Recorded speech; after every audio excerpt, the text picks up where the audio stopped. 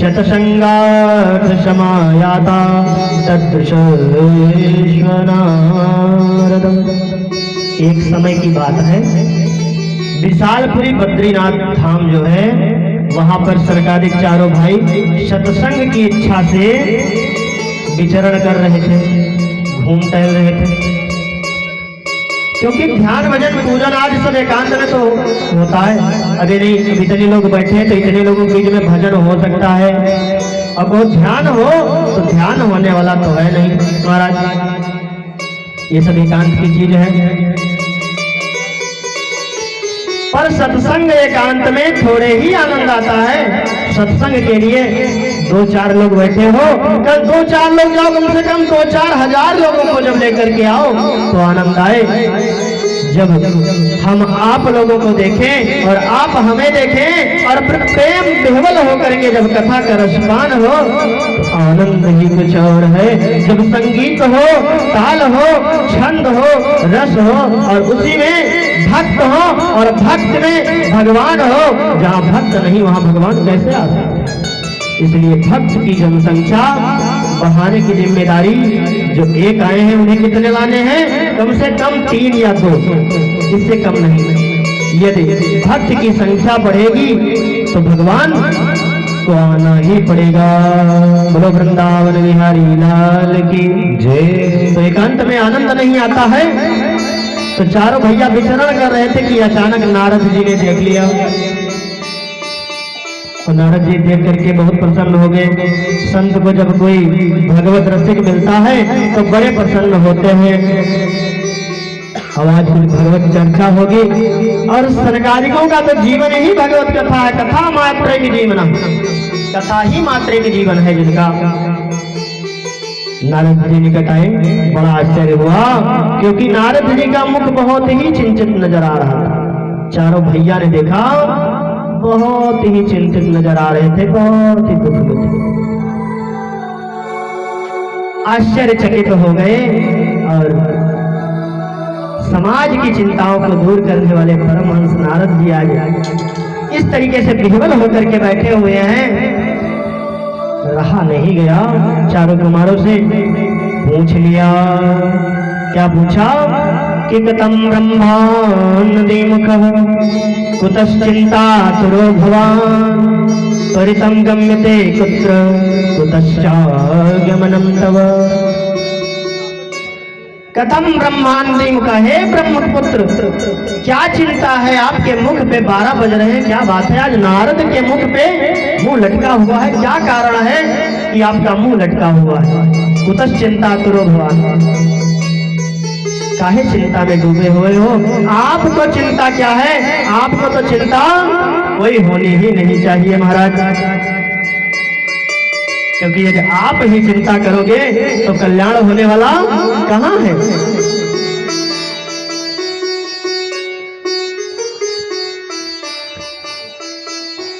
कहा कि इदानीं शून्य चित्तो वशे गत चित्तो यथा जनः तवेदं मुक्त संगस्य नोचितं वद कारणम्। भो ब्राह्मण कथम दीनमुखः, काहे परेशान हो? अपने कष्ट का कारण हमें बताओ। तो नारद जी ने कहा, बहुत ही सुंदर कहा। क्या कहा? इस संसार में सर्वत्र घूमा, सारे तीर्थ भ्रमण कर लिया, पर मुझे कहीं आनंद नहीं मिला, कहीं भी हमें आनंद नहीं मिला। और वहां भी गया, कहां गया? जहां भगवान का गान होता है,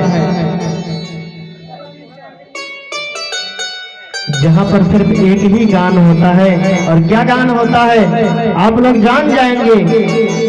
गान एक ही होता है कि हमारो धन राधा श्री राधा, श्री राधा हमारो धन राधा,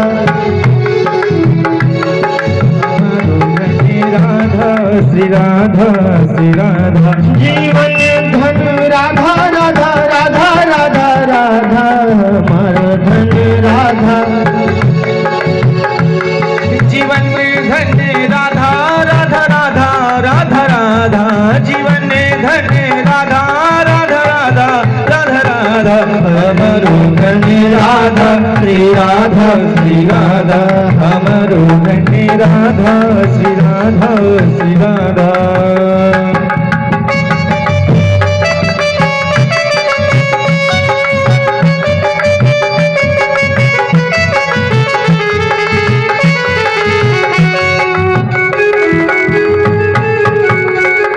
वृंदावन धाम घूम आए बाबा, वृंदावन धाम घूम आए, लेकिन वहां भी उन्हें शांति नहीं मिली। अंत में कोई भी तीर्थ नहीं छोड़ा नारद जी, एक को तीर्थ नहीं छोड़ा। पुष्करम च प्रयागम च काशी गोदावरी तथा हरि क्षेत्रम कुरुक्षेत्रम से रंगम से तो बंधनम, यहाँ से नहीं। आप लोगों ने जितना भ्रमण किया है तीर्थ में, कुछ भी उससे भी कहीं ज्यादा। एवं आसादि तीर्थेषु भ्रममाणम इतस्ततः, हमने कोई भी भूमंडल, इस समस्त भूमंडल में मेरे चित्त को शांति नहीं मिली, तो मैंने सोचा कि चलो संतों के पास चला जाए। संभवतया संतों के पास हो सकता है कोई चूरन चटनी ज्यादा रहती है ना संतों के पास, तो कोई चूरन चटनी दे देंगे जिससे हमारा कल्याण हो जाएंगे। लेकिन हमने जब देखा संतों के पास जाकर के, तो क्या देखा? पाखंड निर्ता संतः, जितने भी संत हैं वो सब पाखंडी हो गए, सब पाखंड परायण होते जा रहे हैं। पाखंड का अर्थ क्या होता है? पापस्य खंडः इति पाखंडः, पाप का जो खंड है उसी का नाम पाखंड, उसकी परिभाषाएं बदल दी गई हैं।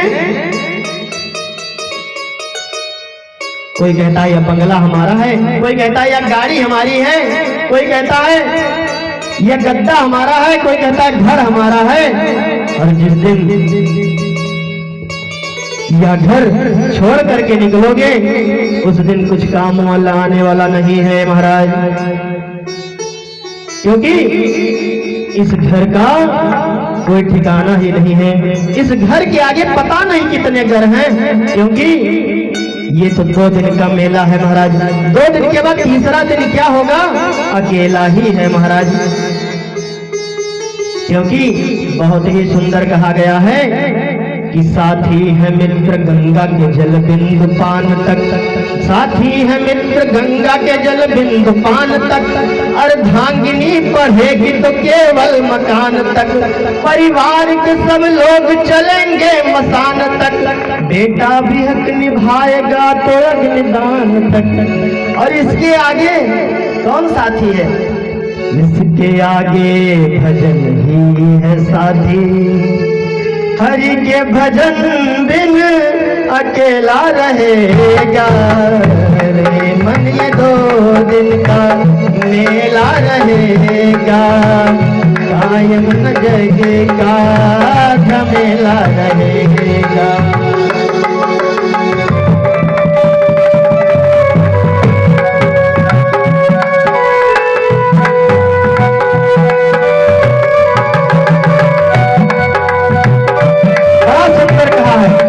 साथी है मित्र गंगा के जल बिंदु पान तक, गंगा के तट तक ही सब साथी हैं, इसके आगे जाने वाला कोई नहीं है। अर्धांगिनी बढ़ेगी तो केवल, अर्धांगिनी जो है हमारी भार्या है, वह केवल मकान तक ही बढ़ेगी, मकान के आगे जाने वाली नहीं है महाराज। और जो परिवार के साथी संगति जो दिख रहे हैं आपके चारों तरफ, ये सभी लोग माया हैं। ये माया आपको काल के काल में ही झोंकेगी, यही दिखाएगी कि कहीं ये बिगड़ गया तो हमारा सब कुछ बिगड़ जाएगा। महाराज कुछ नहीं बिगड़ने वाला है,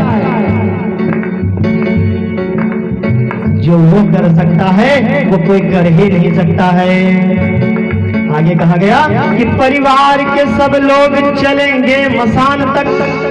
ये जो लोग बैठे हुए हैं ये सभी लोग केवल एक ही काम करेंगे, आपको ढकेल करके जितना जल्दी हो सकेगा उतना जल्दी कहाँ पहुंचा देंगे? स्मशान में जल्दी से ले चलो, नहीं तो अभी कहीं फट न जाए यहाँ, इतना जल्दी ढकेल दें। और बेटा भी हक निभाएगा तो अग्निदान तक, बेटा भी जिसे आज आप कह रहे हैं बेटा है बेटा है, वह भी लास्ट में क्या करेगा, बांस का डंडा लेकर के और आपके ही मस्तक में वह भेदन करेगा। महाराज बोलो वृंदावन बिहारी लाल की जय। यह मृत्यु लोक है।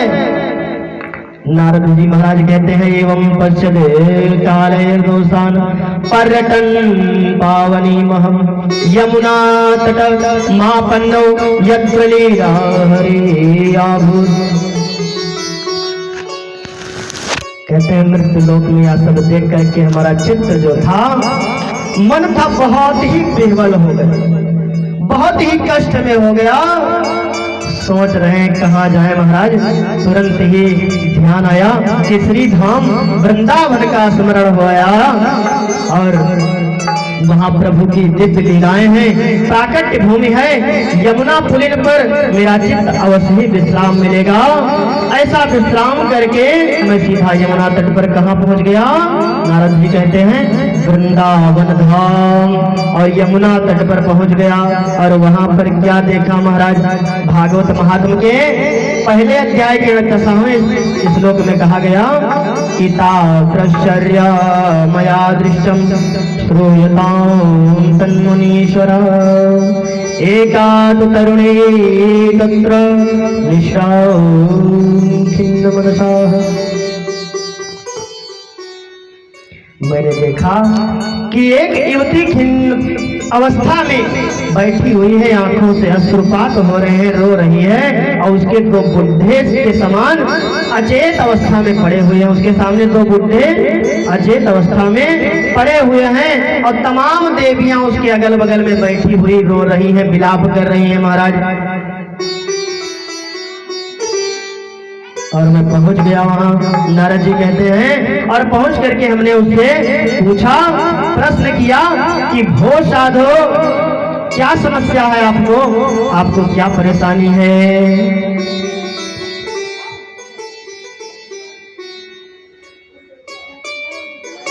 तो बाबा ने कोई जवाब नहीं मिला, वह रोती ही रही, बिलखती ही रही और समुदाय में बैठी रही, आंसू पोंछती रही। और बाबा तो बैरागी हैं, बिना बुलाए बिना मतलब के कहीं जाना भी नहीं चाहिए, इसलिए पास तक तो गए परंतु प्रश्न करने का साहस, थोड़ा सा प्रश्न किया, आगे प्रश्न करने का साहस नहीं हुआ, क्योंकि अगर प्रश्न करते तो फिर समस्या आ जाती, इसलिए प्रश्न नहीं किया। उस समय देवी ने भी आवाज लगाई। कुछ देर बाद जब भक्ति मैया थोड़ा सा अपने दुख से ऊपर उठी तो आवाज लगाई, कहा कि भो भो साधो क्षणं तिष्ठ मचिन्तया विनाशया दर्शनं तव लोकस्य सर्वथा यज्ञ परम। अघ अर्थात होता है पाप। दर्शनम तव लोकस्य, आपके दर्शन मात्र से ही समस्त पाप नष्ट हो जाते हैं। महाराज जी कहाँ भाग रहे हो, एक मिनट तो रुकिए। आप जैसे संतों का दर्शन मिल जाए तो वही देव दुर्लभ है।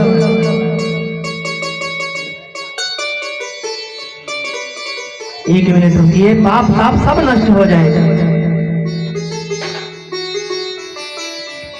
आज मेरे भाग्योदय हो गए हैं कि हमारे घर संत ऐसे महापुरुष आए हुए हैं। आपके दर्शन मात्र से ही जीव दुख दारिद्र्य से दूर हो जाता है। तो नारद जी ने कहा कि भैया, जब उन्होंने इस प्रकार से हमें बुलाया तो देवी के पास गए, पूछा काशी तो देवी आप कौन हो। कादिमो या दोनों बुढ़े जो पड़े हुए हैं अचेत अवस्था में नीचे, ये कौन है, तुम्हारी कौन लगते हैं। और कहा काइमा, अर्थात या जो देवियां हैं आपको घेर करके बैठी हुई हैं चारों तरफ से, ये कौन है। और सबसे बड़ी बात, तुम लोग रो क्यों रहे हो। वद देवी से विस्तारा शस्य दुखस्य कारण, विस्तार से हमें बताइए कि आपके दुख का कारण क्या है। भक्ति भैया रोती बिलखती हुई कहती हैं, अहम भक्ति ख्याता इमो में तनयो मतो ज्ञान वैराग्य न मानो काल योगेन जर्जर।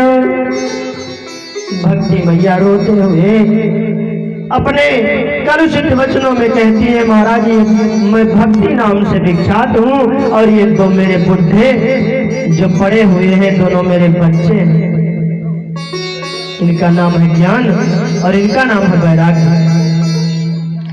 इनको मत समझ लेना, ये भी हमारे सुपुत्र ही हैं, लेकिन ऐसा मत समझना आप लोग। समय की विडंबना देखो कि माँ तो नौ युवती बनी बैठी हुई, देखो सबके घर में भक्ति फैली हुई है, गाना बजाना खूब होता है। यहाँ से कथा सुनेंगे, पंडित जी बहुत अच्छी कथा कर। आज से हम संकल्प लेते हैं कि हम काम नहीं करेंगे, संकल्प ले लिया आज से हम दारू नहीं पिएंगे, शराब नहीं पिएंगे, गुटखा नहीं खाएंगे, ये नहीं करेंगे। भागवत कथा से बाहर निकलेंगे, 2-4 गज दूर निकलेंगे। पंडित जी ने बताया था, छोड़ो हटाओ, वो तो बताते ही होते। तो वहां पर आपके अंदर ज्ञान नहीं गया, भक्ति तो गई लेकिन ज्ञान का प्रकाश आपके अंदर नहीं गया। और एक ज्ञान का प्रकाश आपके अंदर नहीं गया तो चाहे जितना कथा सुनो, एक नहीं 1000 कथा सुन लो तो भी काम बनने वाला नहीं है।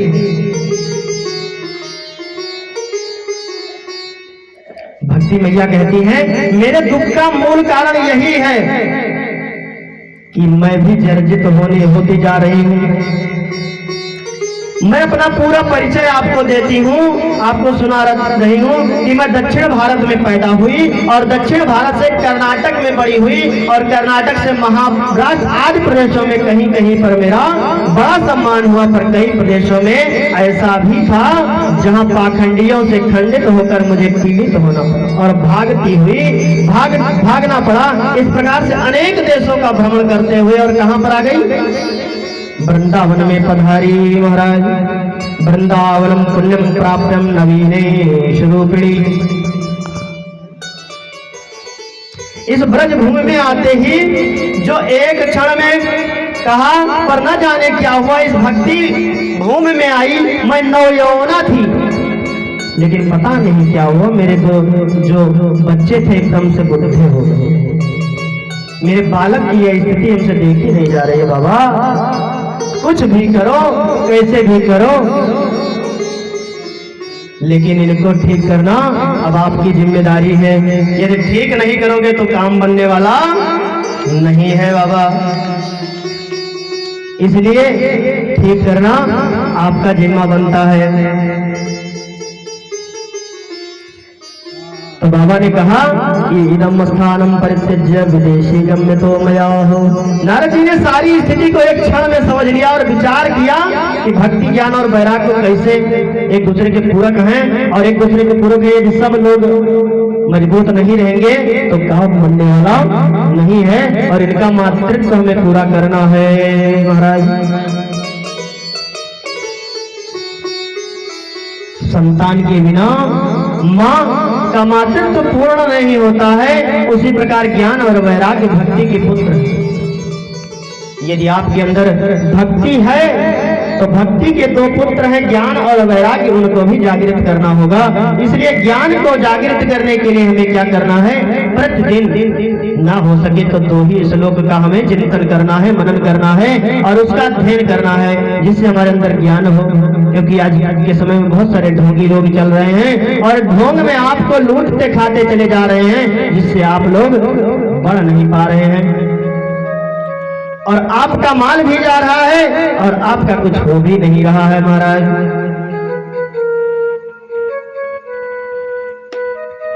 इसलिए ज्ञान वर्धन होना बहुत ही अनिवार्य है। पूजा कराओ, बिल्कुल पूजा कराओ, कोई दिक्कत नहीं है, बट आपके अंदर ज्ञान होना बहुत ही आवश्यक है।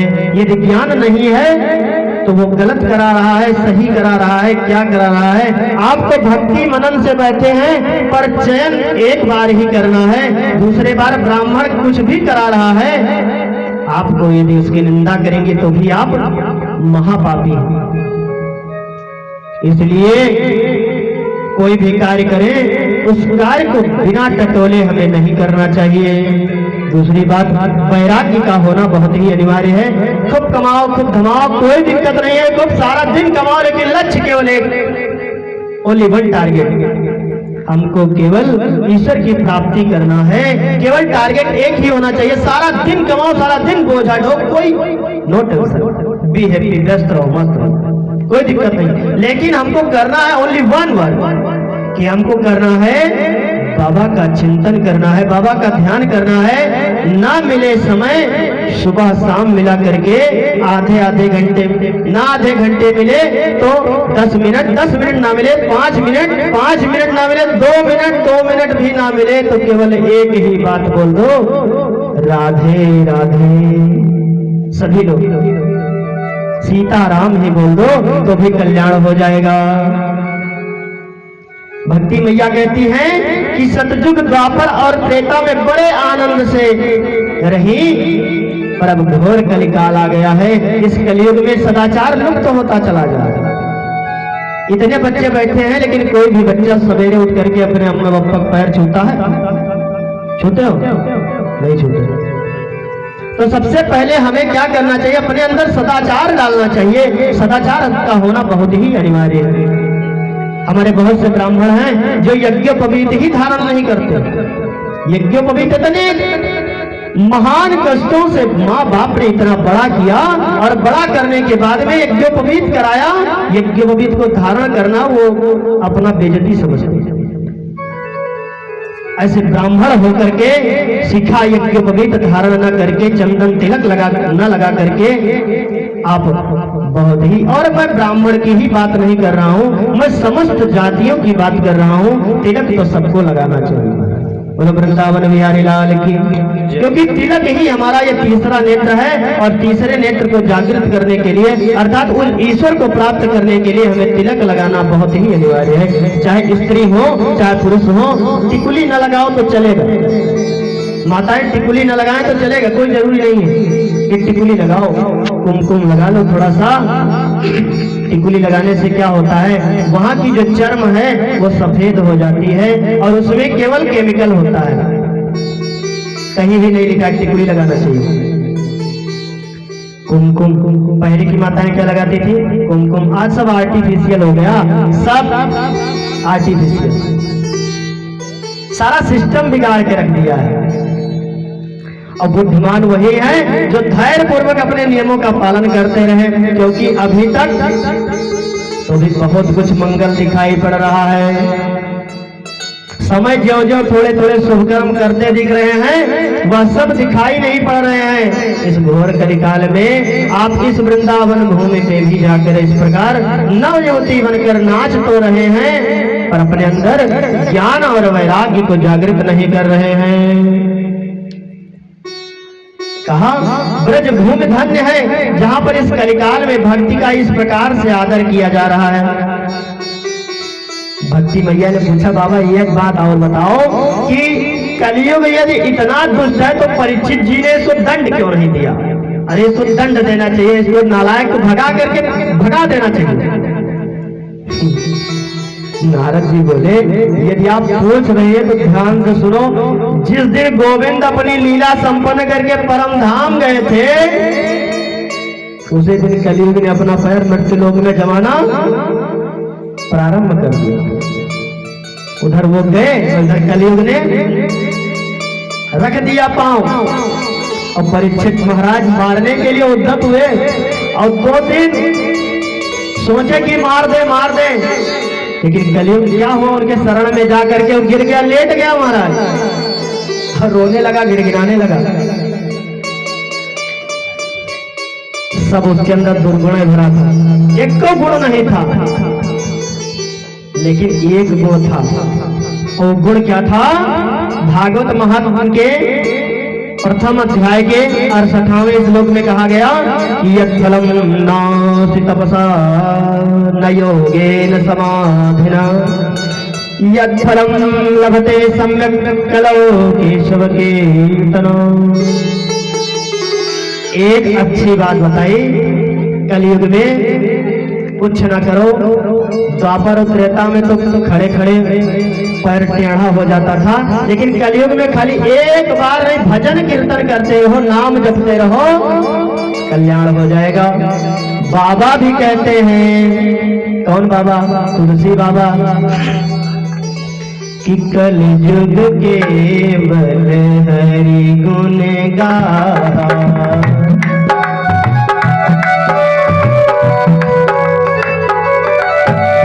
कलयुग केवल हरि गुण गाहा, गावत नर पावहि भवता।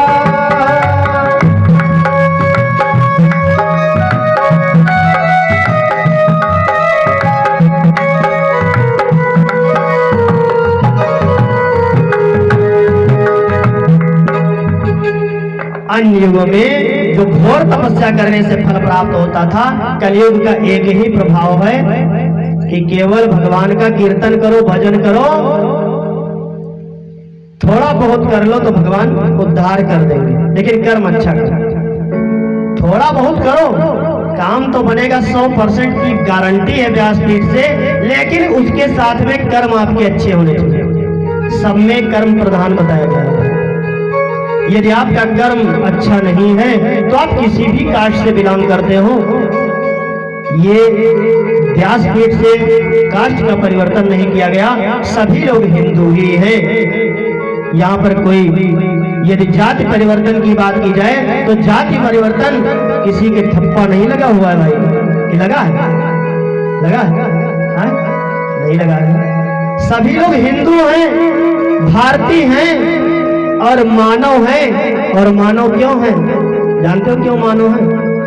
क्योंकि हम लोग मनु के पुत्र हैं। मनु के पुत्र हैं, इसलिए हम लोग मानव हैं।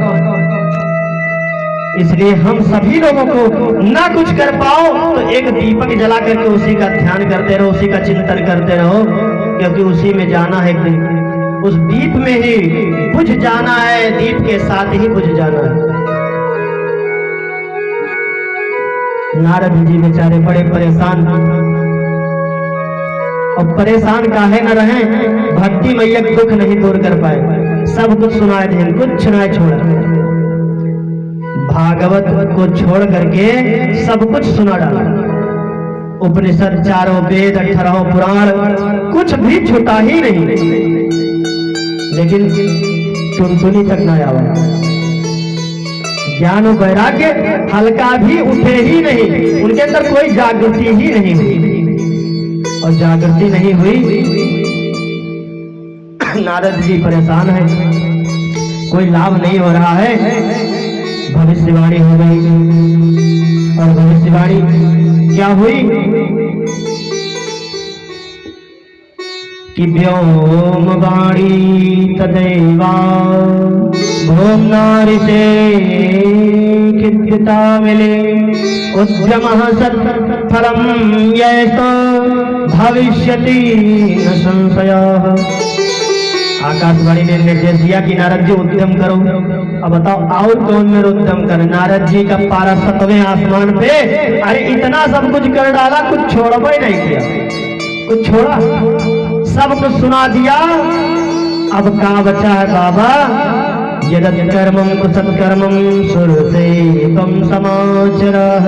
नारद जी को कहा कि सत्कर्म करो तभी ये स्वस्थ होंगे, जब तक सत्कर्म नहीं करोगे तब तक स्वस्थ होने वाले नहीं हैं। जब कहीं भी कोई जवाब बाबा को नहीं मिला तो नारद जी सीधे कहाँ चले गए? बद्रिक आश्रम में चले गए। और बद्री आश्रम में गए तो वहां भगवान नर और नारायण साक्षात विराजमान हैं। बद्रीनाथ में भगवान नर और नारायण नित्य निवास करते हैं, वहां की विशेषता है नर नारायण को। ऐसे विशालपुरी बद्रीनाथ में मेरा साधारण सा समाधान तो हो ही जाएगा, इसी कामना को रखते हुए नारद जी पहुंच गए वहां। और पहुंच गए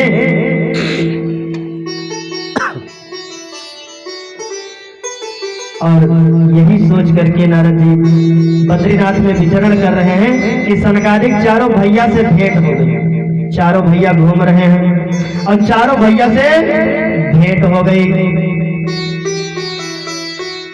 और कहा कि आपने मेरी चिंता का कारण पूछा है, तो आप हमको कुछ बताओ, हमारी समस्या दूर करो महाराज। कोई साधन बताइए जिससे हमारा कल्याण हो जाए।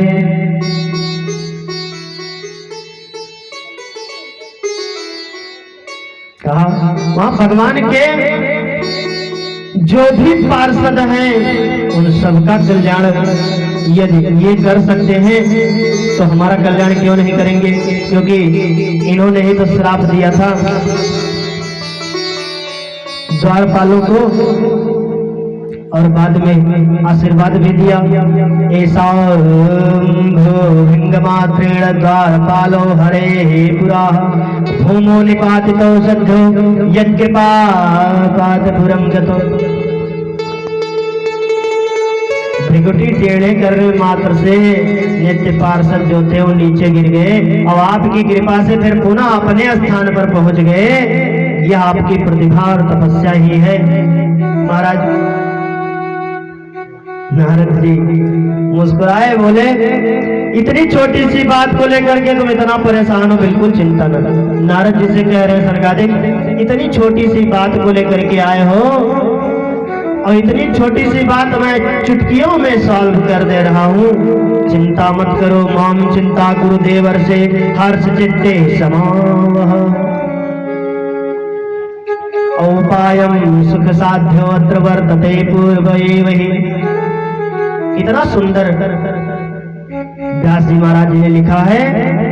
सनकादिकों ने कहा सत्कर्म आकाशवाणी ने कहा था, वह कोई और नहीं बल्कि क्या है, श्रीमद्भागवतालापनिषदु गीता शुकादेवी, अर्थात सुखदेव जी जैसे परमहंस के श्रीमुख से गाया हुआ वह मधुर श्रीमद्भागवत गीत जो है महापुराण है, उसको संगीतबद्ध कर करके आप सुनो। आपके जो ज्ञान और वैराग्य हैं, वृद्धावस्था को प्राप्त हो गए हैं, वह एकदम से तैयार हो जाएंगे और नव यौवना होकर के झूम उठेंगे। बोलो वृंदावन बिहारी लाल की जय।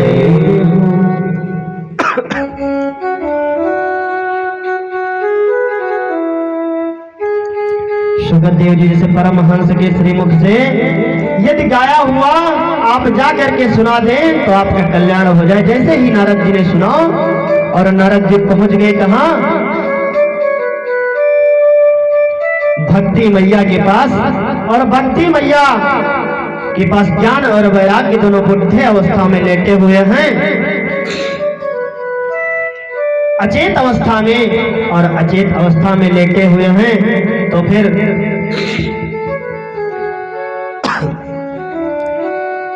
उनका कल्याण होना बहुत ही जरूरी है। तो कल्याण करने के लिए हम लोगों को क्या करना चाहिए, उनका साथ देना चाहिए बाबा का। भागवत महापुराण में कहा गया है कि भाग्योदयन बहुजन्म समर्जितेन सत्संगमं च लभते पुरुषो यदा वे अज्ञान हेतु कुतस्त मोह मदांध का नाशम और विधाय ही तवोदयत विवेकः। देखो नारद जी महाराज सुना रहे हैं ज्ञान और वैराग्य भक्ति मैया को श्रीमद् भागवत की कथा, और ज्ञान और वैराग्य को ही हमें 7 दिन में जागृत करना है। 7 दिन में और तो कुछ जागृत नहीं हो सकता। हम कहें कि आपको दिव्य दृष्टि दे दें, आप सबको दृष्टा हो जाओ, देखने लगो, इम्पॉसिबल। उसको करने के लिए आपको बहुत बड़ी कड़ी तपस्या करनी पड़ेगी, और कड़ी तपस्या से गुजरने के बाद में ही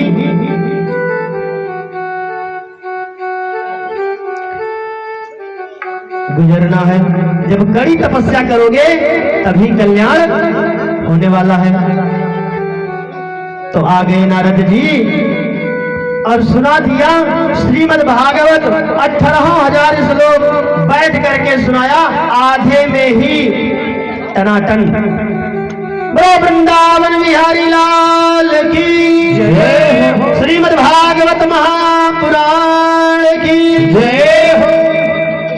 बहुत जन्म जन्मांतरों के जब पाप और पुण्य, पाप का हास होता है और पुण्य का उद्यम होता है, और अज्ञान जो हमारे अंदर है उसका विनाश होता है, तभी ऐसा अवसर प्राप्त होता है कि श्रीमद् भागवत महापुराण का हम लोग श्रवण कर सकें। देखो ये प्लान बहुत दिन से बन रहा था, लेकिन टल रहा था। लेकिन जब आपके पुण्य उदय हुए, आज पुण्य उदय हुए, इस घर के अहो भाग्य जागृत हुए हैं, तब जाकर के श्रीमद् भागवत कथा रूपी अमृत का पान करने का सौभाग्य इस भूमि पर आप लोगों को प्राप्त हुआ है। ये मैं नहीं कहता हूँ, व्यासपीठ पर बैठा हुआ पंडित नागेंद्र नहीं कह रहा है, यह आपकी भागवत कह रही है। भागवत महात्म के दूसरे अध्याय के 76वें श्लोक में कहा गया कि भाग्योदयेन बहुजन्म समर्जितेन सत्संगमं चलवते पुरुषो यदा। अरे एक दो जन्म ना, जब करोड़ों जन्म के पुण्य उदय हुए। अरे ये जन्म का छोड़ो, जब पिछले जन्म में नेक काम किए हो तब जाके कुछ सत्कर्म करने का मौका मिलेगा। नहीं तो सोचते तो सब लोग हैं कि मालपुआ भोग लगाएंगे बाबा का, लेकिन मालपुआ भोग लगाते हैं? नहीं लगाते। मालपुआ भोग लगाने के जब नंबर आता तो कहते हैं अभी हम खा लें, मालपुआ तो रखी रहेगी। और जो ऐसा सोचते हैं उनका मालपुआ धरा ही रह जाता है, क्योंकि कहा गया है कि क्या तू लेके आया है, क्या तू लेके आया है, क्या तू लेके आया है, क्या तू लेके जाएगा। तूने जो कमाया है वो दूसरा ही खाएगा। क्या तू लेके आया है, क्या तू लेके आया है, क्या तू लेके जाएगा।